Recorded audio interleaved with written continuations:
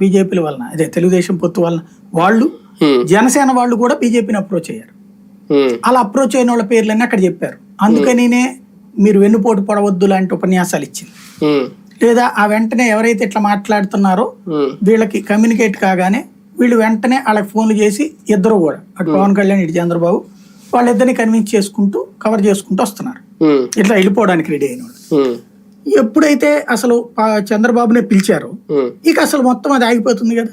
ఇప్పుడు తెలుగుదేశం వాడు జనసేన వాడు ఎవడు ఇటు రాడేక, వైఎస్ఆర్ కాంగ్రెస్ పార్టీ వాడు వీళ్ళ ముగ్గురు పొత్తు పెట్టుకుంటే బీజేపీకే దిక్కు లేనప్పుడు అక్కడ వచ్చే సీట్లు ఇంకా ఇందులోకి ఎందుకు వస్తాడు? ప్రస్తుతం ఒకళ్ళిద్దరు మాత్రం, గతంలో వైసీపీలో ఓడిపోయినటువంటి ఒకళ్ళిద్దరు మాత్రం ఆ సీట్లు తమ ఇస్తే గనక బీజేపీకి తాము పోటీ చేయడానికి రెడీలో ఉన్నామని ఇచ్చారు. ఒక కోణంలో Bharatiya Janata party hands up అన్నట్టుగా నాకైతే అనిపిస్తుంది. చేతులు ఎత్తేసాం, ఇంకా ఆంధ్రప్రదేశ్లో మన వల్ల కాదు అన్నట్టుగా.